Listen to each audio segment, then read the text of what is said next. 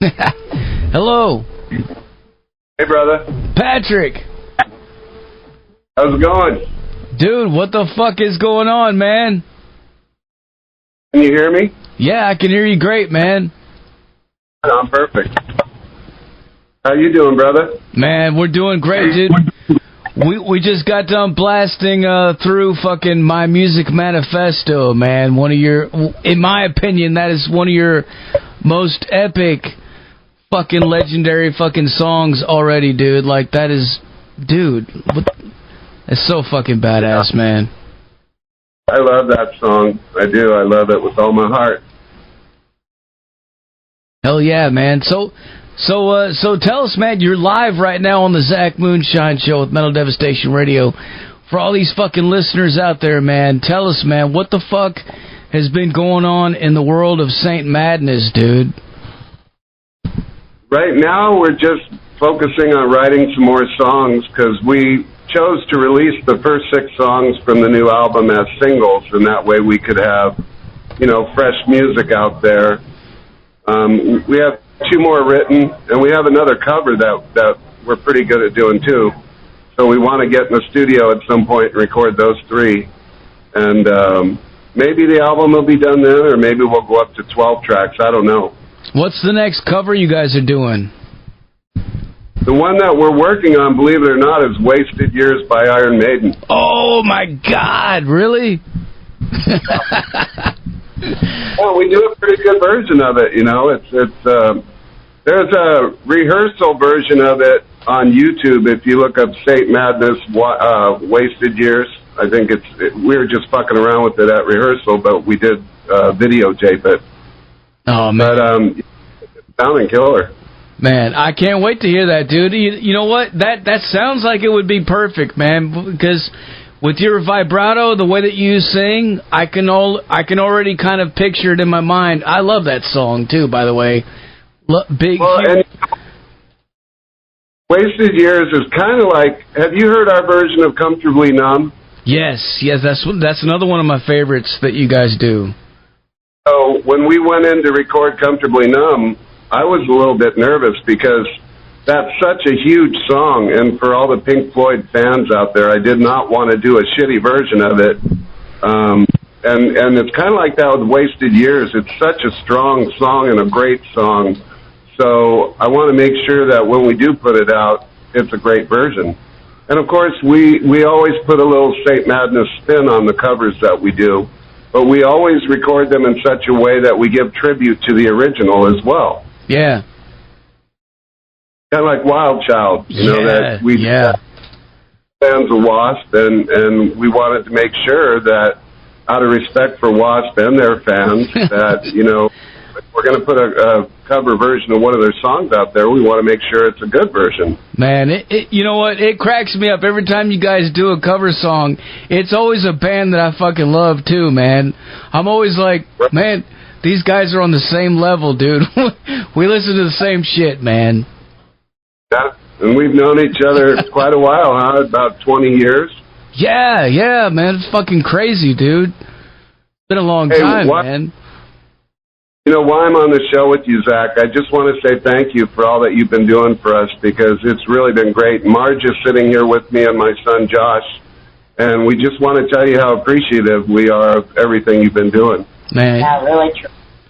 You're welcome, dude. It's been an honor on my part to even work with you guys and do that kind of stuff. Like, I know we've been friends for all these years, but yeah, like doing the whole PR thing for you guys and helping you with that and seeing you guys pop up in all these different magazines, all these different websites, all this different stuff.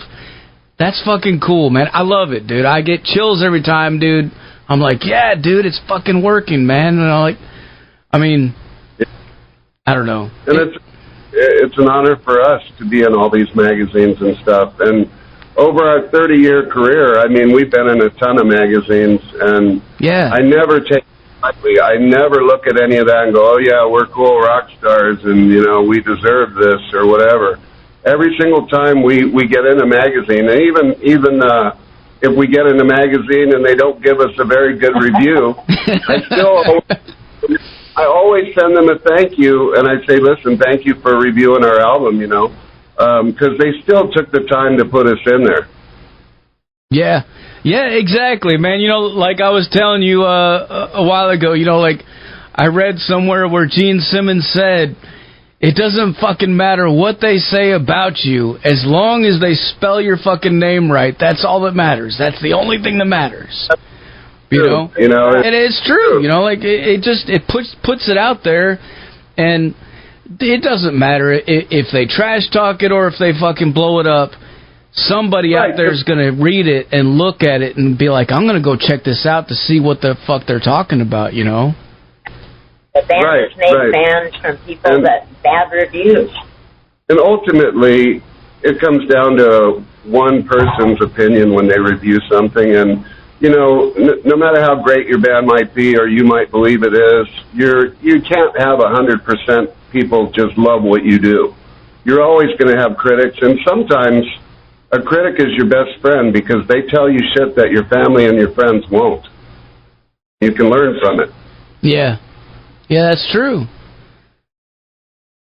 So that's how I look at it.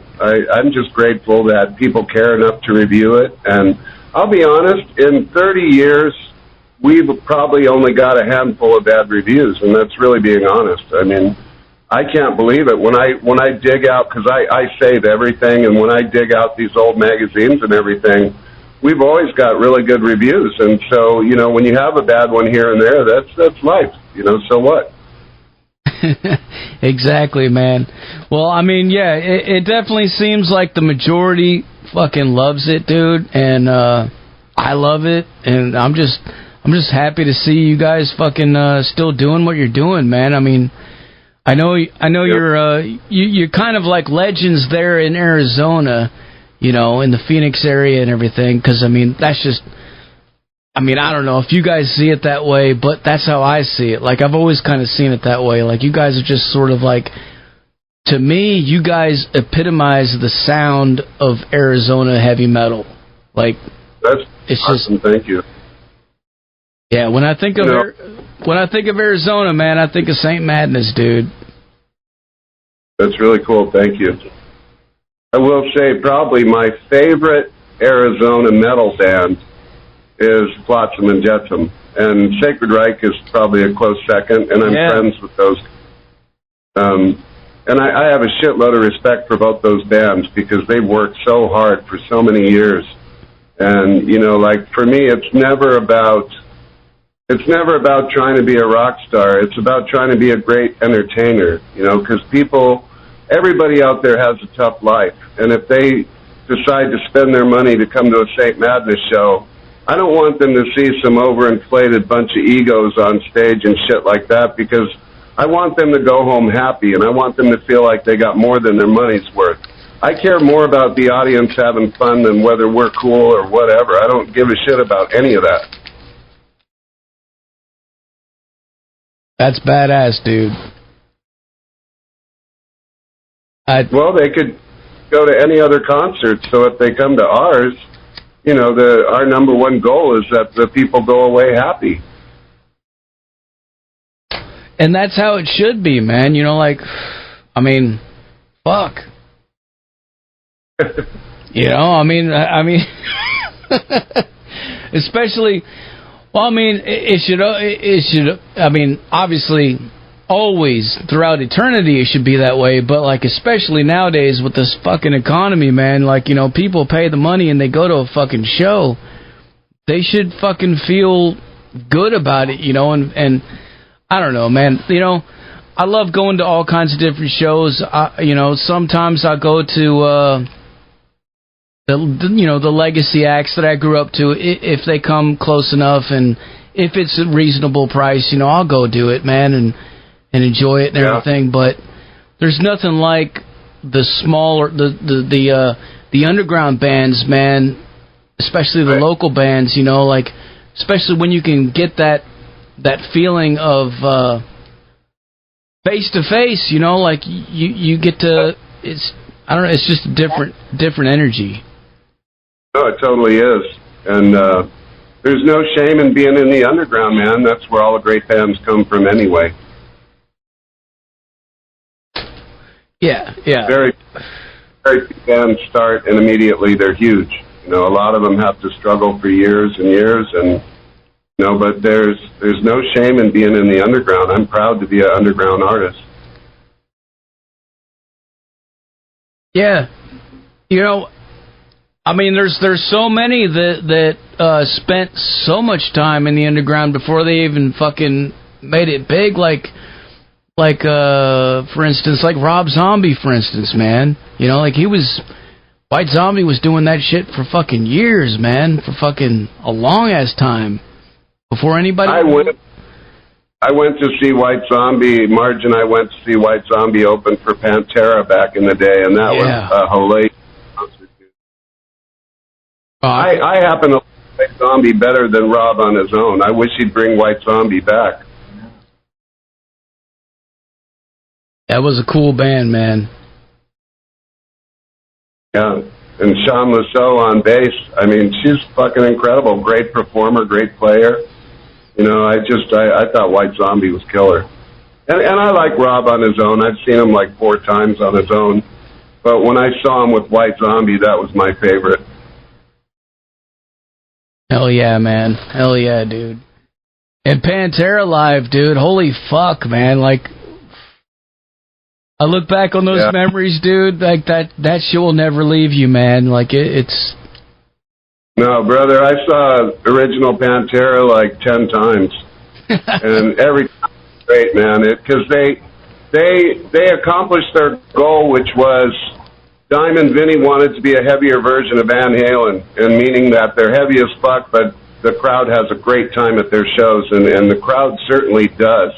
And even with the newer version of Pantera, when you watch the videos and stuff, I have not seen them live yet, but I would like to.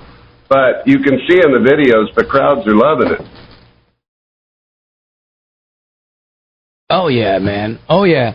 And, yeah, definitely, I always heard, especially the Van Halen influence in the guitar playing, especially, like, you know, in the ZZ Top and stuff like that. Like, but I think that comes from being a musician as well, like, our ears are tuned to that kind of stuff, so we hear those different things, but most listeners don't really pick out that kind of stuff, you know, so they'll, like, you know, they'll just hear it, or they'll see it, like the visual of what it's like, you know, it's but yeah, that is, I mean... You know, can you compare to Pantera as far as going to a concert and just having a great time while they're on stage? I mean... You know, there are very few bands that can accomplish what they did and what bands like Van Halen did. I saw Van Halen in 1979 at the LA Coliseum. It was called the California World Music Festival. And they were young, and they fucking blew my mind, dude. I mean, and it was so fun. And then I went to the US Festival in '83 when it was Heavy Metal Day and Van Halen headlines. And again, you know, you had 300,000 people at that thing. And they had the Scorpions open for them, and that's not an easy band to follow. Scorpions are fucking great, dude. They are like the record live, in my opinion. But Van Halen was Van Halen, you know, and they just had something really, really special, I think. And I feel the same way about Pantera. Man, were you at the show in Phoenix? It was Black Sabbath doing the New Year's Evil show. I didn't go to that one, but I'll tell you a funny story about that. We had our video guy, his name was Perry, and he really wanted to go to the show, and he didn't have a ticket, and it was at the Diamondback Stadium. It was on New Year's Eve. So Margie sat down at the computer, and she made him a fake backstage laminate, and it fucking worked, dude. And he spent the whole night backstage with all the rock stars and everything. It totally worked. That's badass, man. Dude, I was at that show, man. That was insane, man. Soulfly opened up, and then it was Megadeth, Pantera, Slayer, and then Black Sabbath. And I'm telling you, man, that crowd was so fucking packed in that place. There was many moments where I wasn't even touching the ground. I was just literally pinned between bodies, floating in the air, you know? headbanging and fucking having a good time, man. I love that shit, man. No, I don't remember why we didn't go, but we didn't go to that one. Oh, that's right. We were offered, believe it or not, Cooperstown was a venue that was close to the stadium, and we were contacted by Evening Star Productions, and they offered us to play that night of New Year's Eve at Cooperstown, and we were going to do it. So, you know, you think Alice Cooper, right? So it's got to be a cool club and all that. So we went there, and they had little half stacks. I think they were Fenders or whatever they were. And the manager of the place said, now listen, when you guys are playing, we don't want you to be so loud that you disturb the guests that are eating. And so we turned the gig down, you know, and we found them another band that was a great band to take the show. But we just thought, you know, we are what we are, and if you don't want us to be what we are, there's no reason for us to play. So unfortunately, we turned the gig down. And it was right outside of Bank One where New Year's Evil was going. Yeah, it was literally right next door to the stadium. Great exposure. So, you know, I don't know if we shot ourselves in the foot by turning it down, but I couldn't see trying to do a St. Madness concert on lower volume so we don't disturb the people eating. Oh, yeah, right. And with Fender half stacks, I mean, come on, man. Fucking... Yeah. Fender. I mean, you had situations like that before, and you just make it work, you know. When we played at Milwaukee Metal Fest twice, they provided backlines, but of course they were full stacks of Marshalls and a good-sized drum kit. So I mean, it was easy. All the bands played on the backline, and that's how they get so many bands on those festivals. But it worked just fine. But at Cooperstown, they have these little half stacks there, and you know, a small drum kit, and then saying, you know, keep your volume down. It was like, it's just not. It doesn't suit what we are, so we had to turn it down. That's, you know, that's another thing I like with technology too. Like, it's come so far. Like with our festival that we put on here, man. You know, I noticed that it doesn't really matter anymore, like what the band brings. You know, like they can just come up there with a fucking pedal board if they need to and just plug directly into the fucking PA, because we put such a huge PA on the stage that it's giving a good sound to the crowd and a good sound to the band on the stage too, with the monitors and everything, you know, so everybody can hear everything just perfectly fine.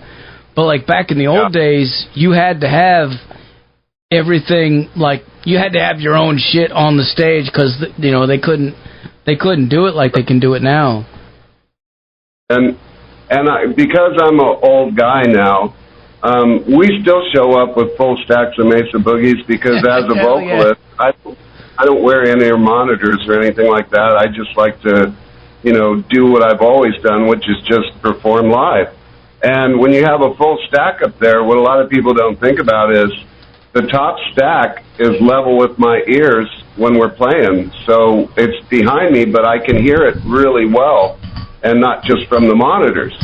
And the tone, I think the tone is a little better when it comes out of a full stack. And again, this is just my opinion. I know there's tons of bands out there that show up with a little amp, or they have the pods, or they, you know, go straight in or whatever.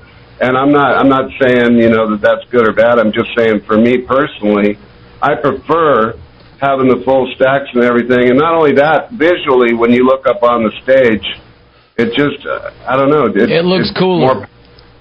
It's more powerful and looks better. Yeah. Oh, yeah, definitely. It looks cooler, man. And plus, I mean, you can feel the power coming out of those fucking things, man. You know, like, that shit fucking moves the goddamn place, you know? Like, I mean, when I'm sitting here in my room just jamming on my fucking half stack, I crank it up halfway, dude, I feel that shit, you know, and it rattles your body. And that makes you play in a different way than it does when if you're just doing it with headphones or doing it at a low volume. It does affect the way that you play, you know? Like, I don't care what anybody says, man. It does, man. And also, again, you know, we're an older band. I mean, there's nobody in the band that's under 50. We've all been playing music our whole lives. And I've always played with full stacks, and I'm just used to singing to that, you know. And I'm not saying that I couldn't do it the other way. I could, but I'm just kind of reluctant. I don't really want to.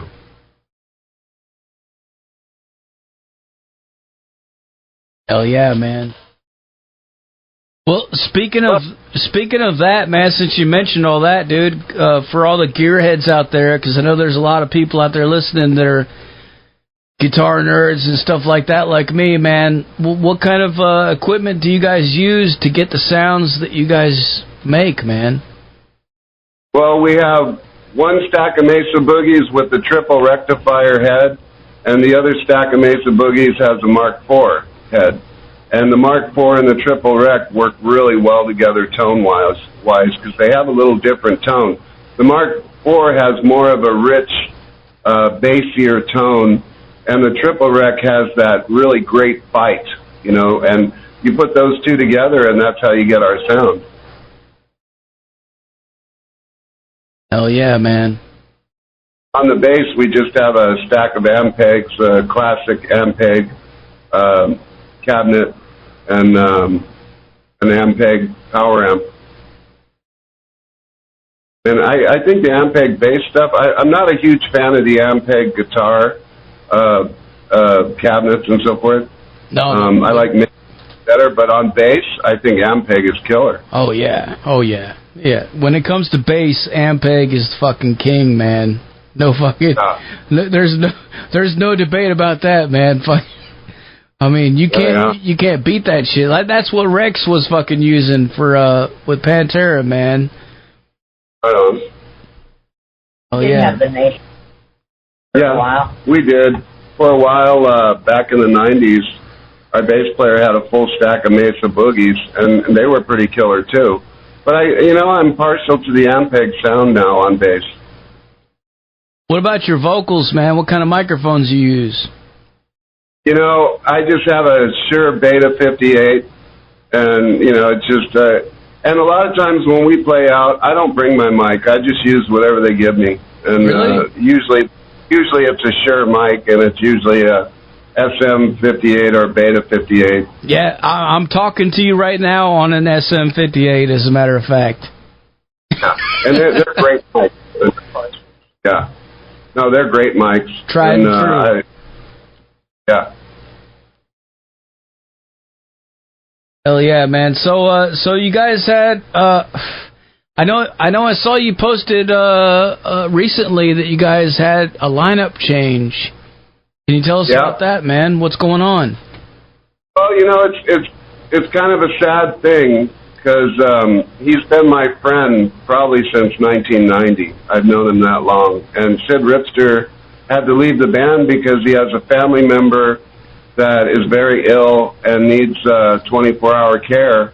And the family moved to Lake Havasu, and so Sid, family always comes first. I mean, no doubt about that, But he didn't want to leave, but he has to. And so we just support him in that, And if one day he comes back, that's fine, and if he never does, that's fine.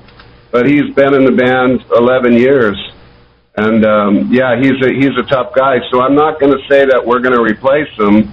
We're just going to get a different guitar player, because you can't replace a guy like that. I mean, he did the whole Bloodlust Capades album. He did the 6 songs we put out on the new one, Last Rites, The Final Blessing. He also played on the Prophet and the Cowboys' last record called Last Days in Paradise, and he's on Carnametal. And I think he's on 4 or 5 different albums. And, a guy like that you can't replace. You simply have to get somebody else and move on. And it's not something many of us want to do.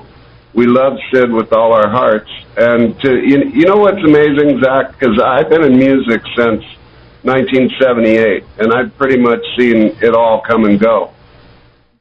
This lineup of guys, we never once had an argument. I mean, I know that sounds crazy, but we love each other as brothers and people, and we enjoy each other's company, and we believe in each other's abilities musically. So we've never had a cross word. In all the years I've known Sid, I never once had a cross word with him. Yeah, that's something right there, man. That is definitely... Yeah. That's a gift, man, because I've been in bands where people are fucking almost coming to blows, and, you know, people showing up drunk at rehearsal or fucked up on drugs or whatever, and, you know, and maybe because we're all older guys and we've all been through the ringer before, so by the time we came together, we were like, hey, man, all that shit's in the past. Let's be serious and professional and create the best music we can and support each other, and that's what we do. So how have the tryouts been so far, man? Have you guys had a lot of people hitting you up, or, you know, is there anybody that's... Well, it's been really short because it was only a couple of weeks ago, but we had a gentleman come down last night, and I will say he's another guy like us who's played his whole life for, like, you know, he's been playing like 40 years. And I thought he did really good at the rehearsal, and we're going to have him come back. But we also have another gentleman coming next week, and we're just going to see how it goes and go from there. It's really all you can do. What about that guy, Friggin' Shred, man? I know you guys have done some shit with him before, right? Yeah, he was in St. Madness from 1997 to 2000, and we did 2 albums with him. And Johnny's a great player, but Johnny's in like 3 or 4 different bands right now. He's a workhorse. I've known him since 1990, and he's another one of those guys. He's always got a guitar in his hand, and he wants to play out, I think, as much as possible. And I'm more of the mind, like, you know, at this stage of the game, maybe play out once or twice a month at the most, you know. But he likes to play all the time, so he has his solo band, and he has a couple of cover bands. But yeah, he's hugely talented, and he's also a shred master. Like, that guy's so fast. And when he was in St. Madness, he did 9 songs on the God Bless America album, and then he did the whole Scare the World album that came out in 2000. And he's an incredible writer. The guy's always got a riff. I mean, I don't care if you just wrote 10 songs. He'll come in and go, hey, check this out. I just came up with this. They're like, holy shit, man, because I can write lyrics pretty fast, but I'm like, Johnny, I can't keep up with you, bro. Yeah, he's a maniac, dude. Like, I met him fucking years ago, man. I can't remember what year it was, but me and Seth from Torso, we were working at this studio, Aztec Studios in Phoenix, Arizona. We're in the tape duplication fucking room, and he was working in there with us, man. And he was always putting on these fucking tapes of Ingwe and fucking all this crazy shit, blasting it while we were working. And one day he was like, "Hey, man, you guys want to come over to my place after work?" And we're like, "Yeah, dude, hell yeah!"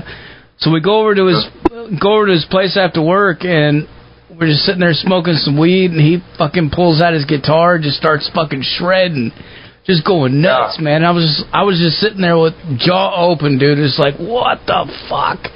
Like, yeah. Guys, you know, if I ever heard that Johnny got picked up by a big band or something, I would be so happy for him, dude, because he's given his entire life, literally, to playing guitar and music, you know, and I would love to see something great happen for him. Yeah. I mean, yeah, man. Like, you know what? He's one of those people. There's so many fucking talented musicians out there in the world that do so much good fucking music, and I don't know, like, somehow it just doesn't get heard, or it just gets lost in the mix, and it's crazy how that happens. Well, you know. You know what a big part of the problem is, and I'm sure you're aware of this. Most bands can't make much money. You know what fans hate to hear, but it's a fact. Yeah. If you look at a lot of these big festivals, a lot of the bands that you see on stage playing in front of 30, 50,000 people and whatever, when they go back home, they go back to their day job, because you can't make much money in music. And once the internet happened and free file sharing and all that, I mean, if you remember back in the day, if you signed to a label, you signed what was called a record deal, because the record was your bread and butter. That's how you're going to make most of your money. And then you have, of course, merchandise, everything with your band name and so forth. Well, the record deal is gone now, because the second you make an album and any of it gets online, everybody gets it for free. So it's really sad. It's like there's almost a disrespect for artists. All these bands are out there busting their ass and putting their soul into it to make a few bucks.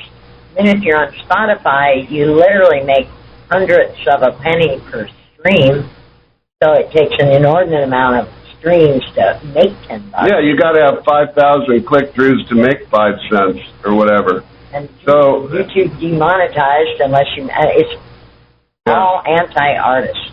Yeah, if you can't make money in a business, it's hard to stay in that business long. I mean, we've managed to stay out there 30 years, and Lord knows how. You know, I think just because basically Marge and I refuse to give up. We don't know how. You know, but you know, we haven't made a ton of money in our 30-year career.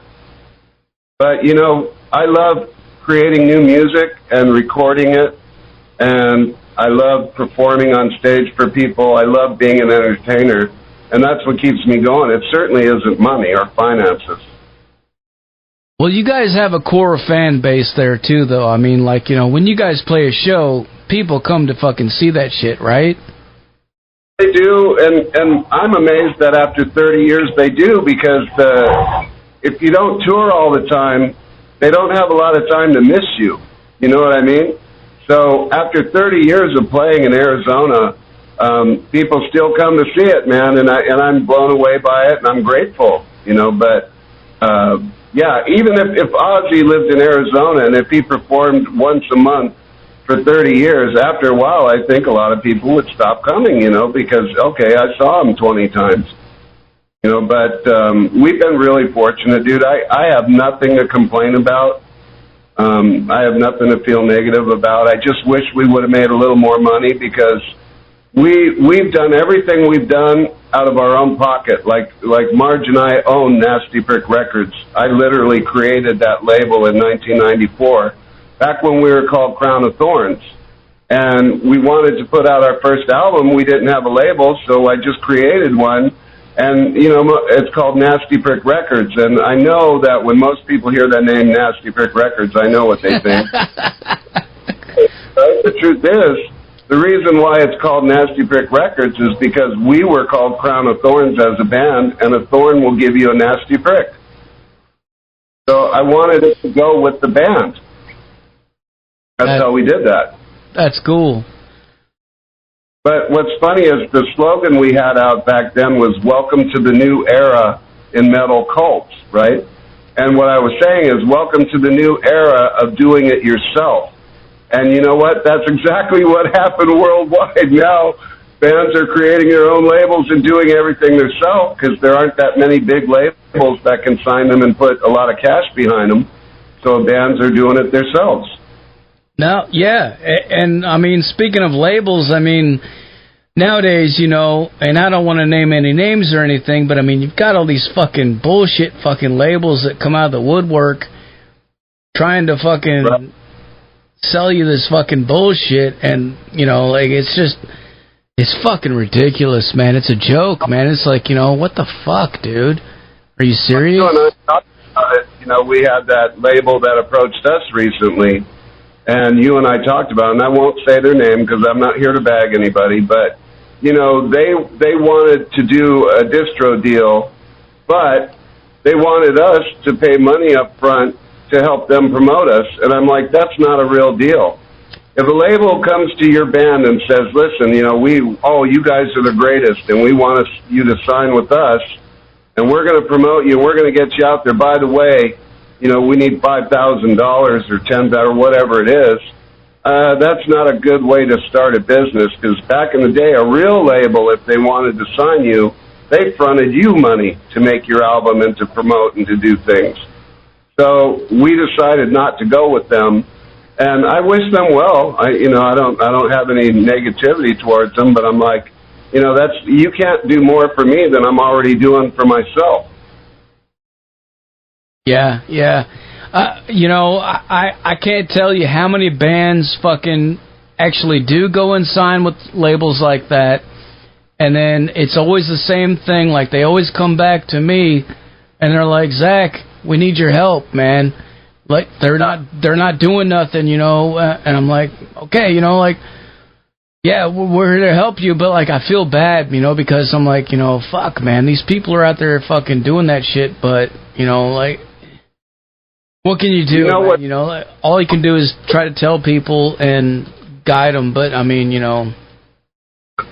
What's sad about that is, to a lot of artists and musicians, and I totally understand this, right? They're like, look, I just want to be able to tell people I'm signed to a label. But they don't understand that a real label is a bank, right? So the bank, if you buy a house, your house is the collateral for the money they give you to buy the house. In music, in the old days, your music was the collateral. Sometimes the big labels would take part of your publishing or part of your merch or whatever, but they would give you $300,000 when they signed you. So a label is a bank. So if a bank is coming to you and saying, oh, yeah, we want to work with you, but you got to give us $5,000, that's not a real deal. So you can walk around and tell people, oh, no, we're signed and we're this and that. And then you get disappointed when you find that that label you signed with does literally nothing for you at all. What they do is they try to get 30 bands on their roster, each of them paying that $5,000, and they're building a label, and they don't care what happens to your band. Yeah, that's fucked up, man. That is fucked up. It's really fucked up when you think about it. I mean, it is. I don't understand how those people fucking sleep at night. I mean, I guess I do. You know, they're raking in the cash and they don't give a fuck. But like, goddamn, man. Some of those labels are hurting, and they don't tell you they're hurting, and so they want to sign your band because they want to convince you to give them that money so they can keep their label going. It's kind of like a band, you know, that's trying to keep itself going.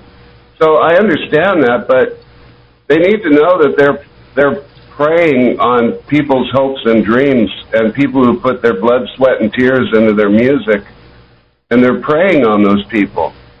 And that can't be a good thing, ever. You know, it just can't. And, again, I've been grateful because we've been on Nasty Frick Records since 1994, and we've put out 12 albums now, and we got to put out the albums that we believe in and that we want to put out there. And we don't have somebody saying, well, you know that one song there, I don't like it, I don't want that song on the album, or we want to reinvent your sound because we think you should be something else or whatever. And I've been fortunate enough, I've got to put out the music that I wanted to, win, lose, or draw. I got to sing from my heart and write lyrics from my heart, and I got to put out the music that I wanted to put out. So I got to do that, and I'm grateful. Hell yeah, man. And you guys are doing it, man. I mean, super congrats to you, man, for that. I mean, that's a huge fucking... That's a huge thing that you guys have been able to do on your own, independent, 100%, you know?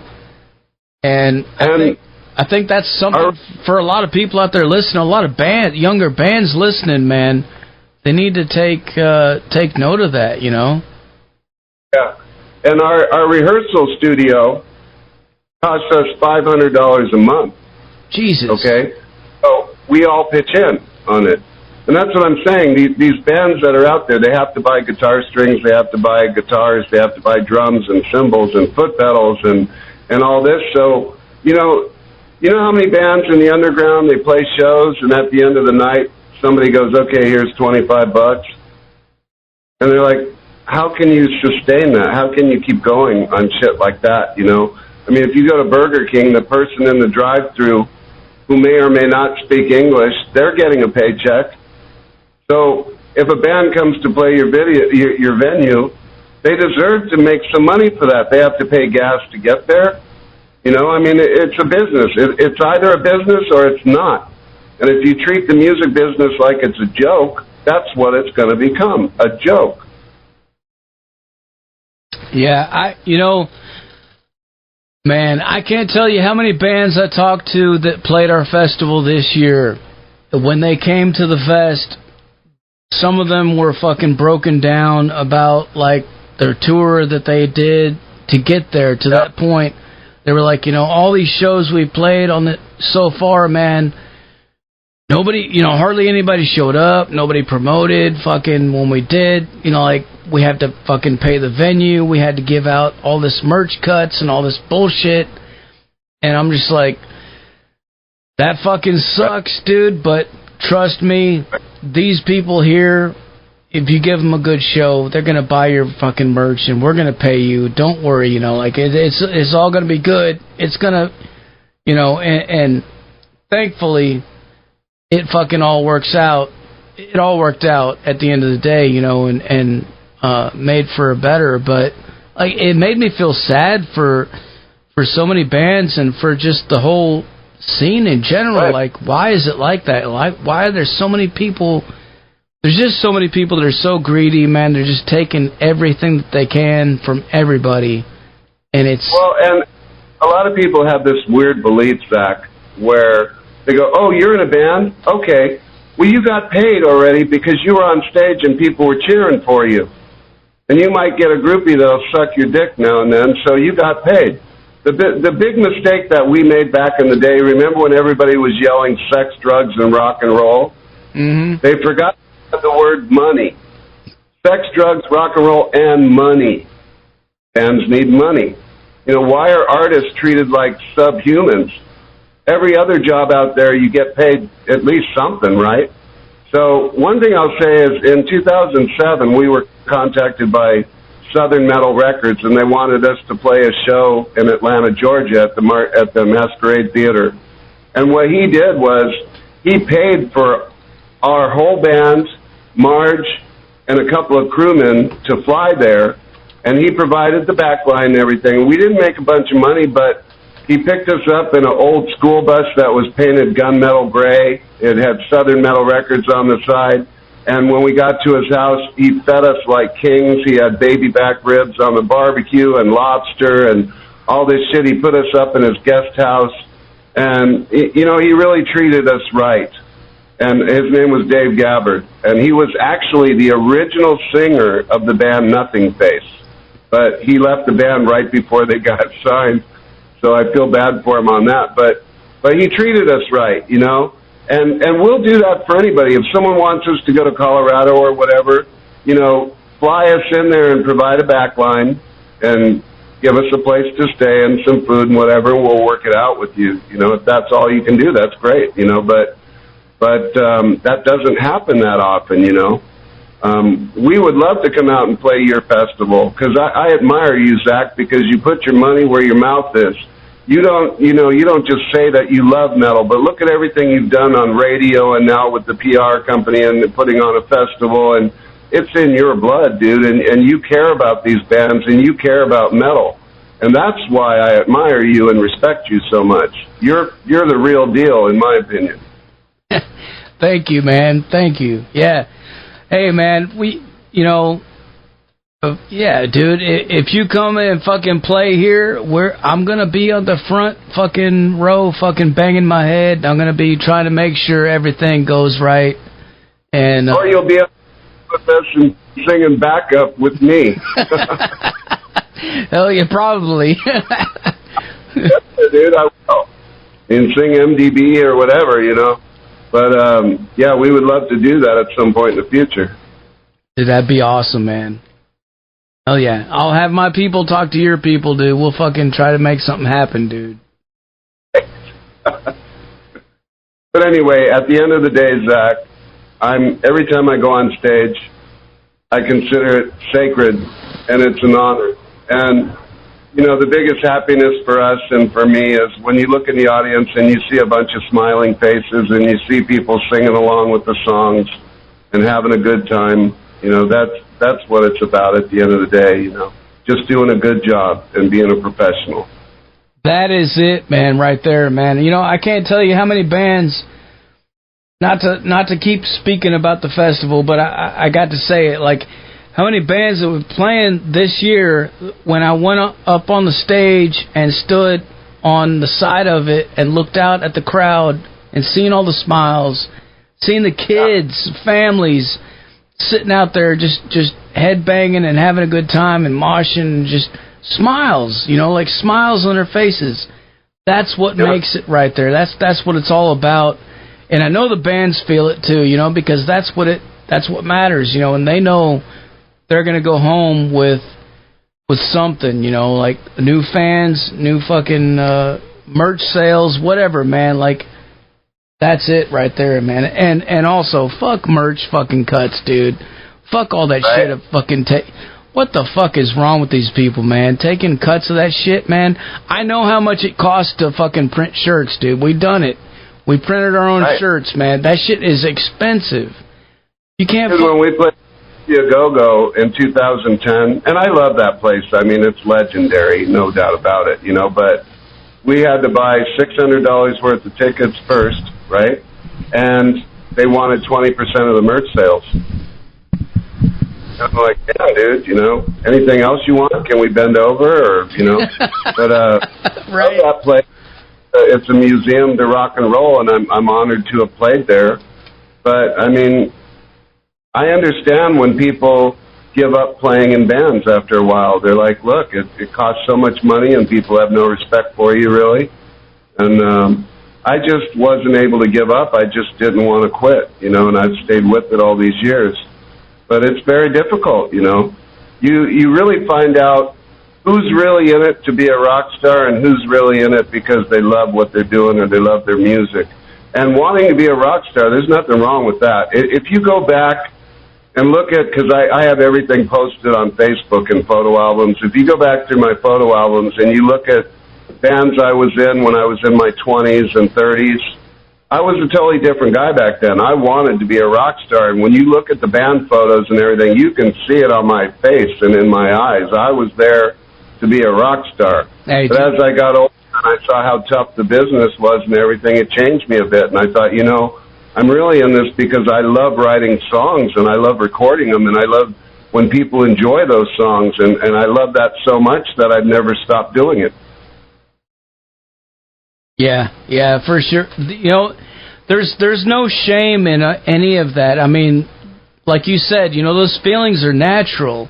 It's okay to have those feelings, man, but yeah, and I had sex, drugs, and rock and roll, dude. When I was a young man, I had lots of ladies, you know, and it was great. And I'm one of these guys, you'll never hear me put down groupies, because a lot of groupies keep bands going, because a lot of bands are broke, and they hook up with a stripper or something like that, and she's got a lot of money, and she helps the band and whatever, and all that's good. So you'll never hear me put down groupies, because a lot of times they're keeping the bands going out there.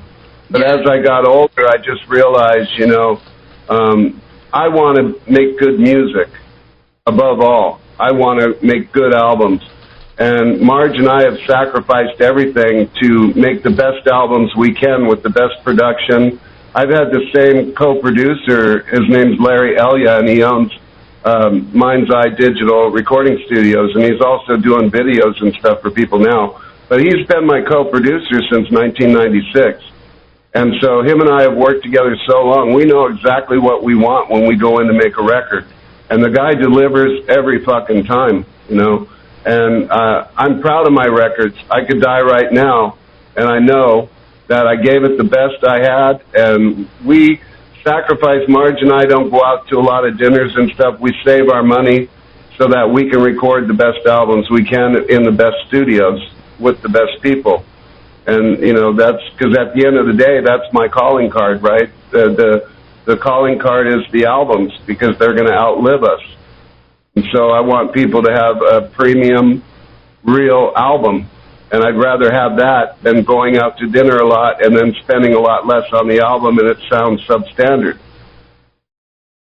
You know, you mentioned the groupies whole thing, man.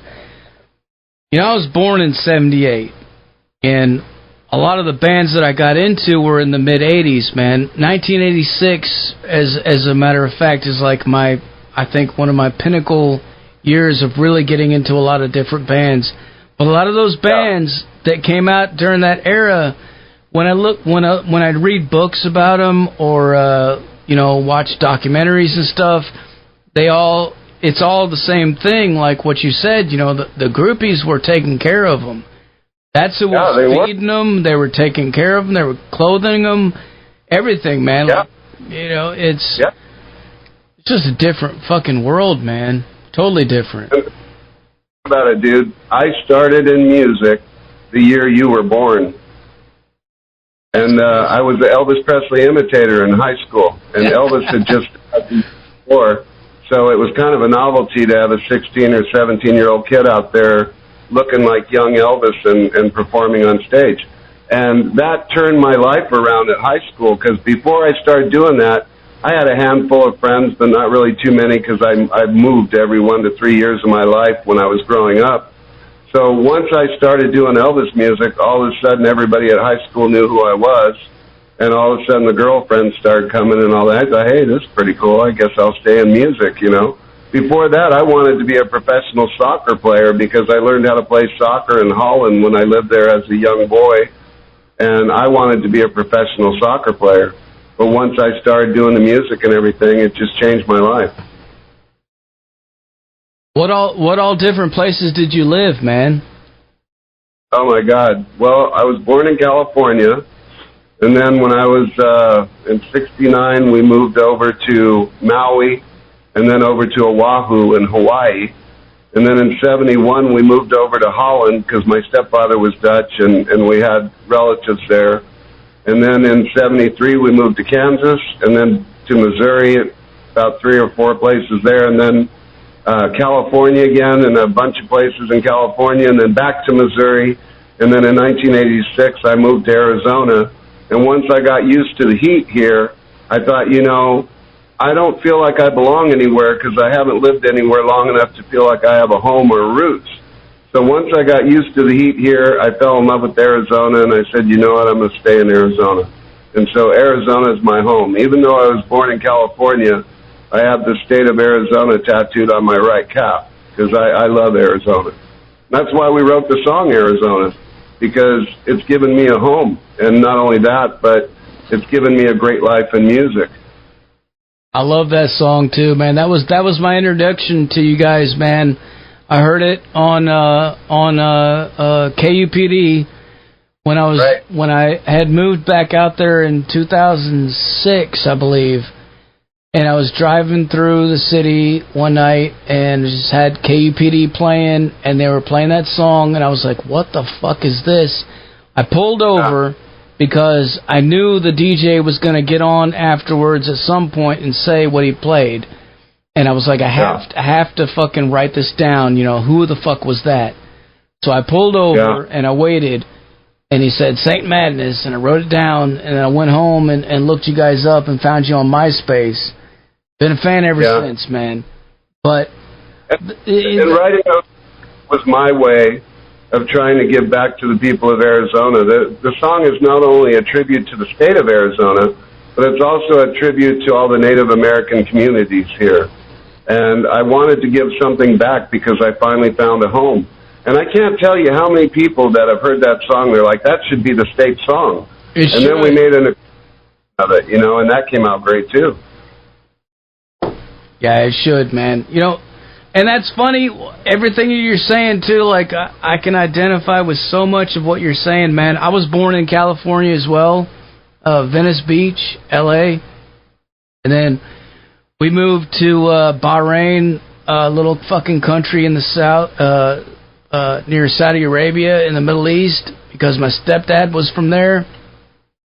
We lived there for a little while, and then we moved to...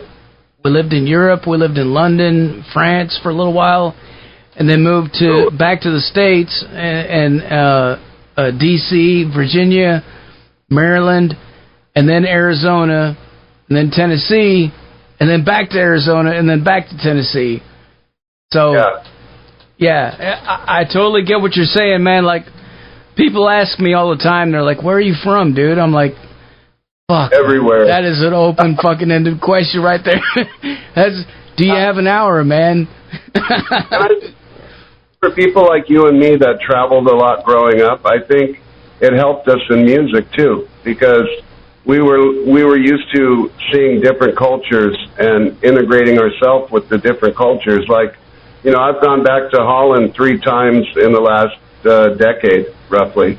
And when I go to Holland, I don't expect people to kiss my ass or do something for me. I mean, I learn about their culture. When I was a kid, I spoke fluent Dutch. And, you know, I integrate in their culture and in their values and in their beliefs because I respect them. I don't go other places and expect people to, well, I'm different, you know. You got to do things for me or whatever. And I think in that way it helped me in music because I deal with a lot of people in music, all different kinds of people. And I think growing up, traveling so much and meeting so many different people, I think that helped me. Absolutely. Yeah, there's no doubt about it, man. Yeah, you know, that's one thing that I love so much about this business that I'm in is the simple fact that I get to talk to so many different people and work with so many different people from all around the world, different countries, all over the place, man. You know, all the time I'm always talking to different bands that are just, you know, from fucking places that you wouldn't even think of, you know, and it's cool because you see, I mean, I already saw it growing up, but, you know, it's still a reminder that we're all in the same fucking thing together, man. We're all the same. We're all in this giant atrium together. You know, I don't care what color skin people have. I don't care whether they have religion, they don't have religion. I don't care if they're Democrat or Republican. I don't give a shit about any of that, you know. They're a human being, and human beings deserve dignity and respect, and that's how I look at it. So everyone I meet, that's on my mind, and it's never been part of me to go, oh, I'm in music, so I'm better than somebody else. That's ridiculous, dude. You know, I never think like that, you know. I just think, hey, man, we're all the same. We're all human beings, and we're trying to get along. We love our families, and, you know, we just want to get along in this world, and so I do my best. I heard it. On All Things, it was an ICP video, and they were talking about the gathering, and they were interviewing this, he was a black man that was a security guard, and he was an older guy, and they said, how do you deal with all these crazy kids and everything here? And he goes, you know, I just treat people like people. And when I saw that, that stayed with me forever. It's like, that's all you got to do, man. Just treat people like people. That's it, man. That's it. Well, Patrick, I'm about out of questions for you, man. Is there anything else you want to let the people know? Well, we're going to do our best to get another guitar player. You know, if for some reason it doesn't work out, then the band's going to retire. And if it does, I walk away with my head held high, and I gave it everything I had. And I'm not saying we're going to retire, but I'm saying don't say that, man. Fucking... So anybody out there listening right now, goddammit, go fucking play guitar for these motherfuckers, man. Yeah, and you know, we work very hard, but we're good people, and we still rehearse 3 days a week, dude. We've done that for 30 years. You know, I meet a lot of bands who are like, oh, we might rehearse once every 2 weeks or whatever. And if I was in a band that did that, I would just stop being in a band because I love going to rehearsal. I don't have to go to rehearsal. I get to go to rehearsal. I get to go down there and scream my lungs out or sing loud and play loud music. And, you know, every night after rehearsal, when I drive home, I'm at peace with the world. I can have the most shitty day ever, but I go to rehearsal and we play loud music. And when I drive home at night, I'm at peace with the world. It's therapy, man. Therapy, that's exactly what it is. And even just sitting and listening to your favorite records is therapy, dude. I mean, heavy metal music has got me through so much bullshit in my life over the years. And I'm so grateful for all the bands, big and small. I'm just grateful that that music was out there because I literally went from imitating Elvis Presley into, after that we did a few like piano vocal things, and then I went straight into metal because, you know, that loud sound and that thunderous drums and the energy of it all, and I fell in love with it, and I got hooked on it from day one. What's your favorite heavy metal record of all time, dude? I don't have one. People have asked me, what's your favorite band? I can't say that because if you go through all of our records, you'll hear a lot of different influences, everything from Elvis to Slayer to 6 Feet Under. You know, I mix all up, and every record has a song that's difficult for me to sing, and I do that on purpose because I don't want to become stagnant and just start putting out a bunch of music where I feel comfortable. You know, I try to challenge myself on every single album. And we have so many influences. Punk rock, dude, is a huge influence on St. Madness music. All the old original punk, like the Sex Pistols and people like that, Black Flag, the Ramones. In 91, I went to the first Lollapalooza, and I was in a metal band called Blitzen back then, and I said, hey, guys, I'm going to go to Lollapalooza. And they're like, why the fuck are you going to see that? It's a bunch of alternative and all that. I said, dude, because I love music. I don't give a shit. I'll go to an opera, and I'll have a good time. I'll go to see a symphony, and I'll have a good time. I could go watch a country band. I have a great time. I love music. Music is the language of the soul. And when I went to Lollapalooza, that was the one with Jane's Addiction, and it had Ice-T on there with Body Count. Yeah. And Helen's Band, Living Colour, Susie and the Banshees, Butthole Surfers. Oh. I mean, I remember like it was yesterday, dude. It was just an incredible time. I had a great time. Well, let me ask you this, then. If a hurricane was coming and it was going to wipe out everything, you could only grab like 5 records. What would you grab out of your collection, man? I would grab 5 St. Madness records. Hell yeah, dude. Hell yeah. I love what we've done. That's and if fucking nobody cool. else loves it, that's fine. But I love it. Dude, that's fucking cool, man. You know what? I see a lot of people talk about shit like that, they're talking about, you know, we recorded this record, I can't hear it any more fucking times, I don't want to hear it anymore. I'm like, what the fuck, man? You fucking did that shit. How can you not love it, man? It's your own creation. You should love it. I've met artists that say I don't listen to my own records, and I don't understand that because I purposely make records that I would want to buy. I'm proud of it. I love it. I don't give a shit. If the whole world decided they don't like St. Madness anymore, I love it. I still love it. I'll always love it. And it's the same thing with the face paint, right? Because over the years, a lot of people have said to me, you know, your band's really great. Why don't you just drop the face paint? And I'm like, I don't want to drop the face paint because Prophet, who I play on stage, is a character. Patrick Flannery is who I am as a person. When I'm at home with Marge and everything, I'm just myself. But when I'm on stage, Prophet is a character that I play. And I love the face paint. I've been painting my face since 1995. And I see it as a very important part of the band. So why would I get rid of it? Man, speaking of Prophet, as far as the Prophet band, are there any plans of putting out another solo album? There could be, because we've put out 2 of them already, so you never know. I'm certainly not opposed to it because I love those 2 records. And the first album, called The Edge, came out in 2010, and it got the Record of the Year from the Phoenix Music Awards. And the last one we put out was called Last Days in Paradise, and it came out in 2021. And like I said, I love so many different kinds of music that the Prophet and the Cowboys of Apocalypse CDs are a total break from everything I do with St. Madness. And oddly enough, on the Last Days in Paradise album, it features all the current members of St. Madness on it, plus like 5 former guitar players who used to play with St. Madness and other musicians. What I love about the Prophet stuff is I just mix all these different musicians together and we write a bunch of songs and we put out a record. And it's a lot of fun working with that many talented people. Hell yeah, dude. Hell yeah. Hell yeah. All right, well, brother, before I let you go, can I get you to make us another station tag, man? Yes, sir.